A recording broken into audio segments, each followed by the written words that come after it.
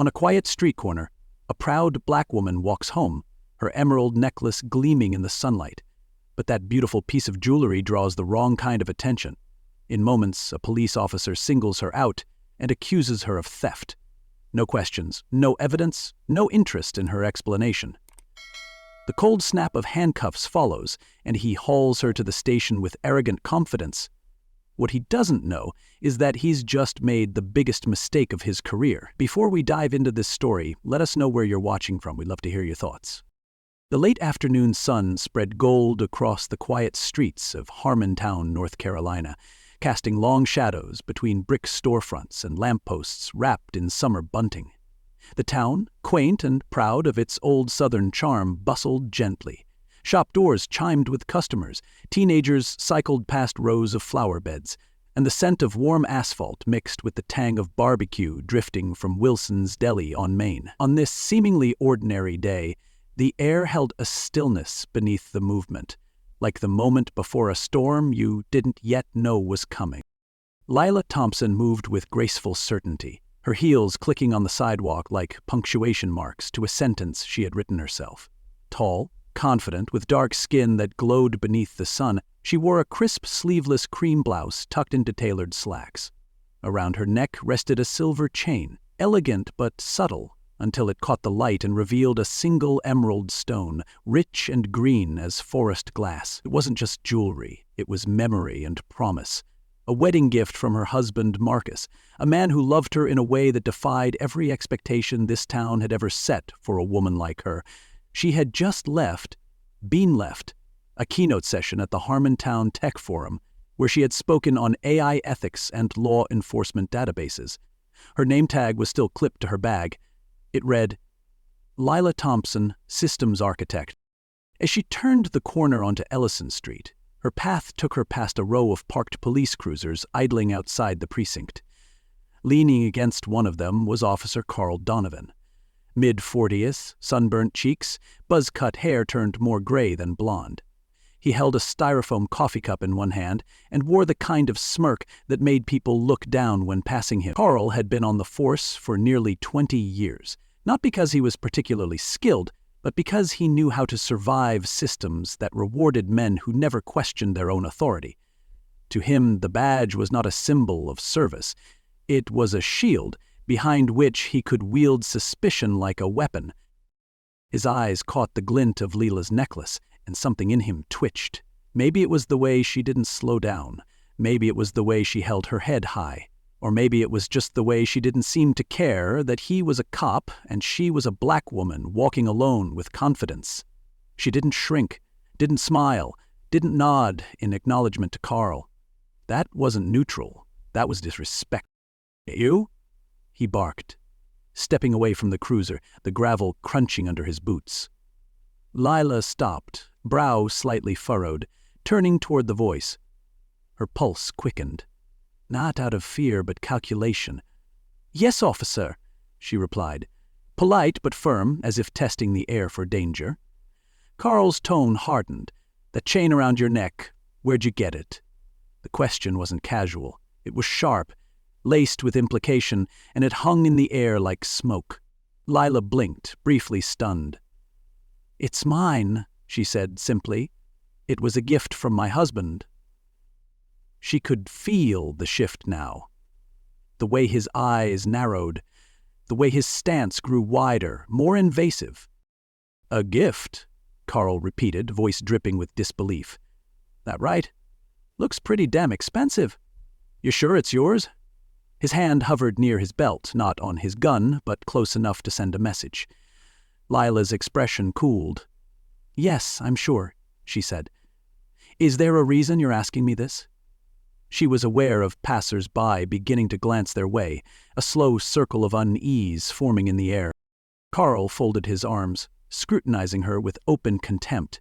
You match a report. Woman with dark skin, fancy necklace, seen leaving a boutique 2 blocks down. Seems awful coincidental, don't you think? He lied without flinching, and the lie had venom in it. That's a lie, Lila said quietly, the calm in her voice like a blade. I just came from the municipal forum. I spoke there. She lifted her badge a little from her bag. He didn't even look at it. "People like you always have an excuse," he scoffed, louder now as if performing. "Always got some speech ready. But this isn't a courtroom, lady. This is real life. And out here, your words don't mean much without proof." Her breath tightened in her chest. She wanted to scream, to shout, but that's what he wanted. Instead, she said, "People like me? What does that mean, officer?" Her voice was calm, but each syllable was sharpened. Carl took a step closer, nose inches from hers. "You know damn well what I mean. You people think you're above being questioned. You walk around like you own the place, dripping in things you didn't earn." Lila's jaw clenched, her fingers curling into fists. "I earned every inch of where I stand. And I'm not afraid of you." Carl's lips curled into a sneer. "You will be." And in that moment, Lila knew exactly what he was going to do next. A gust of dry wind stirred the dust at their feet as the street around them seemed to grow quieter, as if Harmontown itself held its breath. Lila could feel the air shift. Danger didn't always come with a weapon. Sometimes it came dressed in a uniform, cloaked in entitlement, smelling of stale coffee and misplaced power. Carl's hand moved casually toward his radio, and she knew it wasn't to call for backup. It was to create a narrative. "I'm detaining you for questioning," he said, loud enough for a couple of onlookers to hear. "We've had a report of a woman matching your description involved in theft. You'll need to come with me." Lila's pulse jumped. "You have no cause to detain me," she said sharply, her tone cutting through the humid air. "I've committed no crime, and I don't consent to being searched or arrested without a warrant or probable cause." Carl stepped in, violating the space between them. "You think you're in some college debate? You're not. You're on my street, and if I say you're suspicious, that's all the reason I need." His voice was cruelly calm, honed from years of talking over people who didn't get to talk back. Lila refused to move. "No, I'm not going anywhere until I speak with someone who knows the law. Better than you clearly do." That did it. Carl's composure cracked, and in its place came fury. "Put your hands where I can see them now," he barked, already pulling the handcuffs from his belt. "I said hands up, ma'am." She raised them slowly, deliberately, eyes locked on him, jaw tight with contained outrage. "This is an abuse of power," she said. "You're making a mistake that will follow you for the rest of your career." Carl grabbed her left wrist roughly, twisting it behind her back with no care for force or decency. "Lady, the only mistake here is you thinking you get to walk around acting better than the rest of us." The cuffs clicked shut, cold metal biting into her skin. A small crowd had begun to form, 2 high schoolers with phones out, an elderly woman peering from behind the window of a bakery, and a middle-aged black man in a postal uniform watching with a clenched jaw and folded arms. "You're humiliating yourself," Lila hissed as Carl yanked her toward the cruiser. "And me? You'll answer for this. Every word. Every second." Carl threw the passenger door open and shoved her in with a force that made her shoulder slam into the seatbelt lock. "Get used to the view from the back," he sneered. "It suits your kind." Inside the cruiser, Lila's mind raced. Her heart pounded like war drums beneath her rib cage, but her expression stayed composed. She reached slowly into her coat pocket, careful not to attract attention through the tinted windows, and pressed the emergency call button on her phone. 1 tap, that was all it took. The line connected silently, transmitting every word. 3 blocks away, Captain Marcus Thompson was just leaving a city council meeting when the vibration on his phone made his skin crawl.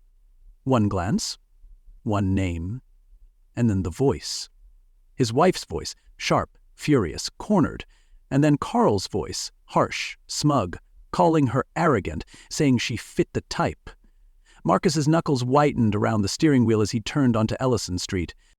Back at the precinct, Carl pulled into the lot with a dramatic skid and yanked Lila from the back seat like he was presenting stolen goods.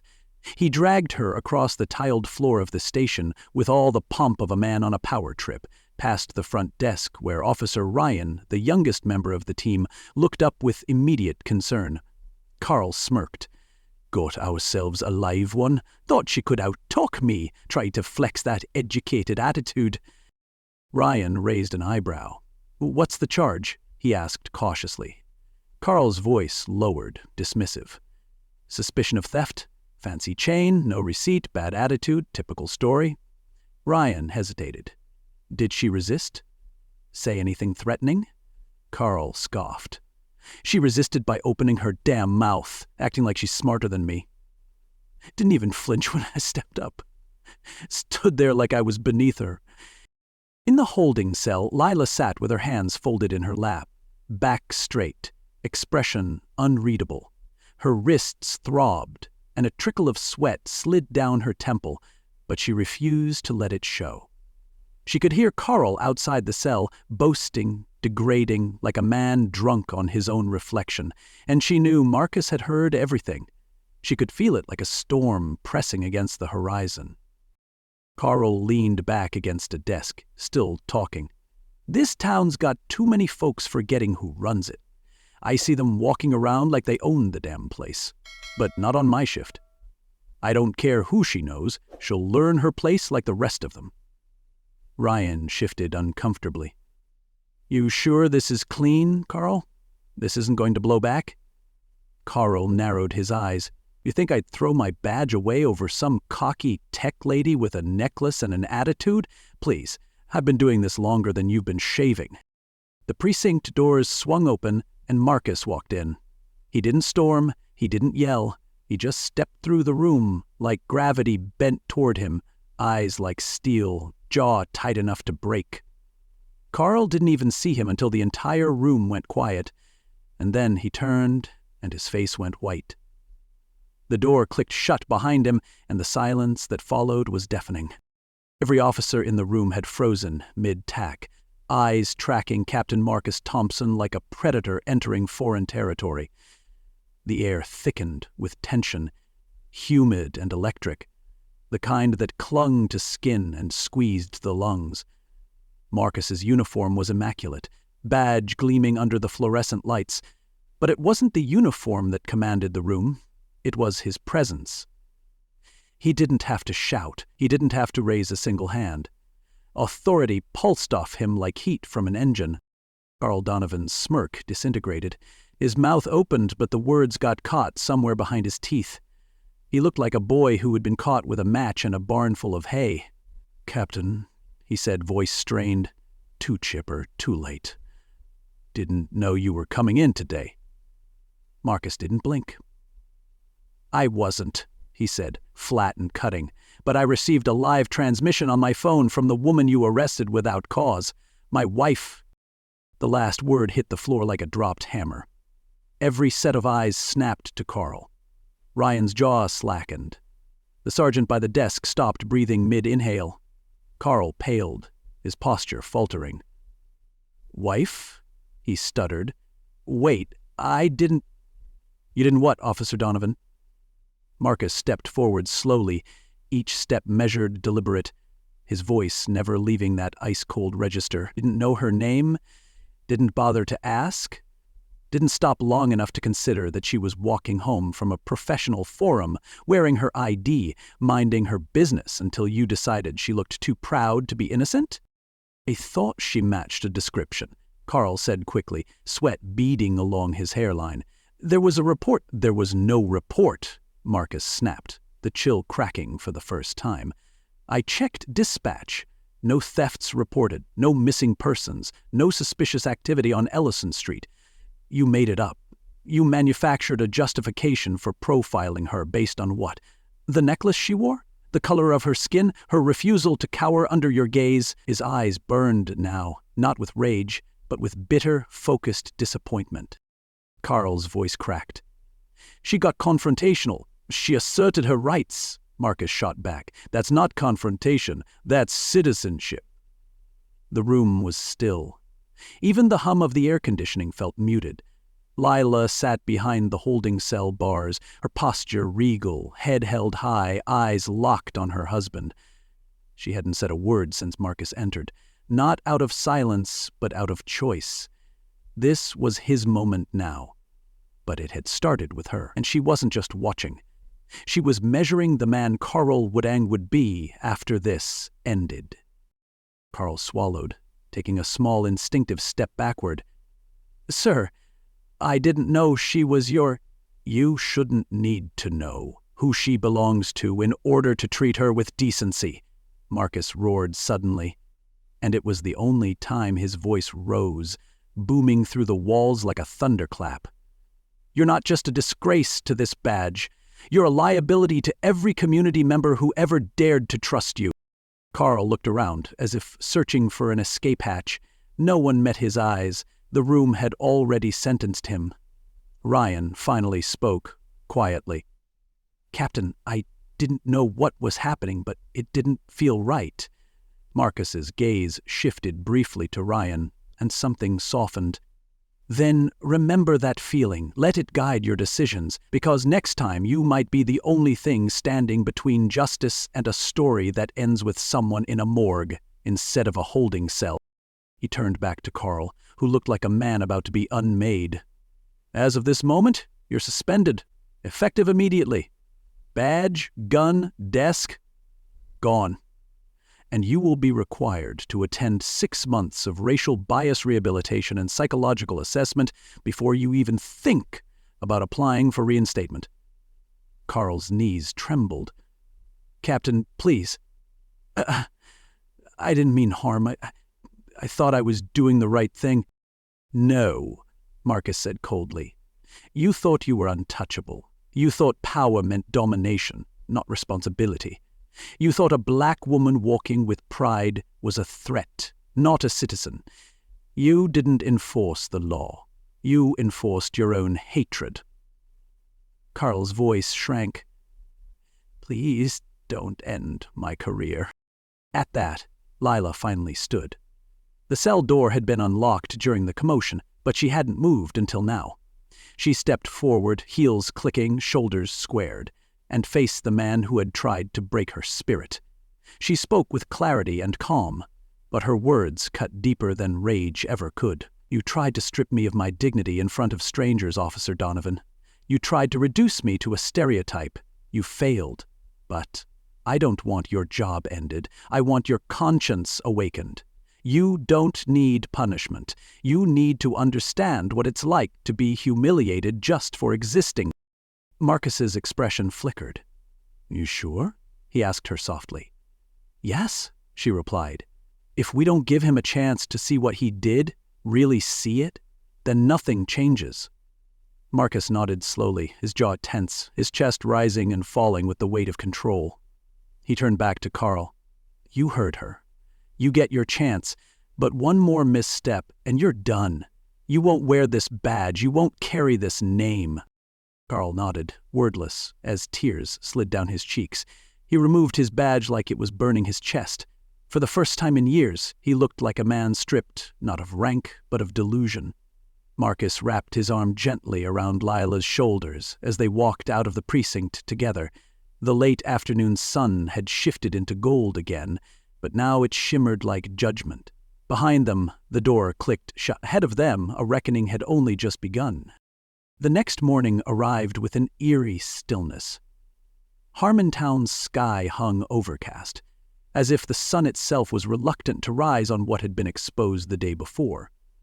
News had already begun to spread, whispered between neighbors, shared in murmurs across cafes, rippling through the town's gossip mills with the speed and sting of wildfire. Officer Carl Donovan, once untouchable, once smugly respected, had been suspended by the very man whose wife he had humiliated. And not just any man, but Captain Marcus Thompson, the backbone of the precinct, the one name even the crooked treaded lightly around. And now that same Carl stood in front of a gray municipal building 30 miles outside Harmontown, staring up at a blue banner that read, "Bias Accountability Program Enrollment Center." The letters looked like a punishment in themselves. He walked in, clothes wrinkled, face pale, the skin under his eyes purpled with shame and insomnia. The waiting room was cold, sterile, lined with plastic chairs that squeaked when he sat. The receptionist didn't smile. No one did. A clipboard was thrust into his hands. Name, department, reason for referral. He paused at that line, pen hovering. What was he supposed to write? Racial profiling? Ego collapse? Got caught? He scrawled, "Incident with community member," and shoved the board back without meeting her eyes. An hour later, he was escorted into a room with 15 chairs in a circle, already half filled. The walls were bare except for one framed quote in thick black font. "You cannot heal what you refuse to confront." It was louder than anything spoken aloud. He took the last empty seat and looked around. A middle-aged Latina woman sat to his right, her arms folded. A black man in his 20s, tall, with a sharp jaw and sharper eyes, watched him like a hawk. Across from him, a white woman with a social worker's badge stared at her notepad, occasionally glancing up, measuring. The leader entered last, Dr. Amara Patel, mid-50s, salt and pepper hair, sari under a blazer, eyes that saw through you. She didn't greet him. She didn't smile. She simply said, "Let's begin." The session started with silence. Then Maria spoke first. "My name is Maria. I was late picking up my daughter because a cop stopped me over a taillight that wasn't broken. CPS was called. My 6-year-old thought I'd forgotten her." Carl didn't look up, but he heard every word. A young man added, "I got slammed against the wall at 13 for skateboarding. They told my mom she should keep her kind out of that neighborhood. We lived 2 blocks away. The stories didn't scream. They didn't dramatize. They simply existed. And that was enough to hollow something out inside Carl." Dr. Patel turned to him. "Officer Donovan, what brought you here?" He cleared his throat. "I made a mistake," he said flatly. "A big one." "What kind of mistake?" "I thought a woman was suspicious." "What made her suspicious?" He hesitated. She was wearing expensive jewelry. She didn't look scared." His voice broke off, shame curling like smoke in his throat. "She looked proud." Dr. Patel leaned in. "And that made you angry?" "Yes," Carl said quietly. "I think it did. Well, I don't know." "Yes, you do," she said gently. "Start there." He looked up at the others, and none of them looked surprised, only tired. Tired of hearing variations of his story, tired of living it. But they were listening. That night, in his motel room, Carl sat with a notepad and a pen and began writing to the man who arrested Lila Thompson. The ink bled into the page like confession. He wrote about the heat in his veins when he saw her walk by. He wrote about the way he wanted to punish her for not flinching, for daring to feel safe. He wrote about the lies he told to make himself feel righteous, about the sick satisfaction when the cuffs clicked, and he wrote about the silence in her eyes, the dignity she never surrendered, and how it exposed the coward in him. By the end of it, he was shaking. He read it aloud in the next session. No one clapped. No one absolved. But Dr. Patel nodded once. "That's the beginning of accountability," she said. "Not redemption, not yet, but the beginning." The program continued. Week after week, Carl faced his own biases like ghosts that no longer let him sleep. He unpacked his father's rants about keeping order, his training officer's jokes about thugs, his own silence every time he heard the word "them" used as a weapon. He didn't defend himself anymore. He listened, and slowly something shifted. One afternoon, Carl stood beside a folding table outside Harmontown High, handing out flyers titled, "What to Do When You're Stopped by Police." He wasn't in uniform. He wore a plain blue shirt and a name tag, Carl, Community Liaison. Some parents walked past without a glance. A few whispered. One mother took a flyer, then looked in dead in the eye and said, "Do you even remember the people you scared?" Carl didn't flinch. "I do now," he said quietly. "That's why I'm here." Watching her walk away, realizing too late who truly had freedom and for the first time in years, he wept without hiding. It was late autumn when Carl Donovan returned to the Harmontown precinct. The sky had traded its summer blue for a low-hanging gray, and the trees along Ellison Street had begun shedding gold and rust-colored leaves, like the town itself was in mourning or transition. He couldn't tell which. The building hadn't changed. Same chipped paint on the front steps, same squeaky door hinges, same low murmur of officers trading stories across But he had changed, and he knew the weight of walking through those doors wasn't just about a job. It was about whether he deserved to wear the badge again, whether he ever really had. He entered quietly, his hands at his sides no longer clenched in certainty. His uniform was neat, but he didn't walk like a man trying to prove something. He walked like someone who had lost more than he thought he could and had to earn even the smallest thing back, 1 inch at a time. Captain Marcus Thompson stood waiting near the main desk, arms folded, face unreadable. The hum in the room dimmed, like sound knew when it needed to yield. Carl stepped forward until only a few feet separated them, and for a moment no one said a word. Then Marcus spoke, low and sharp. "You asked to return. Why?" Carl didn't look away. "Because I've changed," he said. "Not just because of the suspension or the program or the letter, but because I finally understand the damage I've done. Not just to Lila, not just to you, but to this badge, to this place. I was a coward who hid behind procedure, and now I'm asking, not demanding, for a chance to do it right." Marcus studied him with eyes honed for lies and performance, and what he saw wasn't guilt. It was something heavier. Remorse etched into the lines of Carl's face like weather into old stone. "You're on probation," Marcus said. 6 months, no fieldwork. Community liaison only. You'll attend every anti-bias training this department offers. You'll mentor new recruits, and you'll do it without talking about yourself.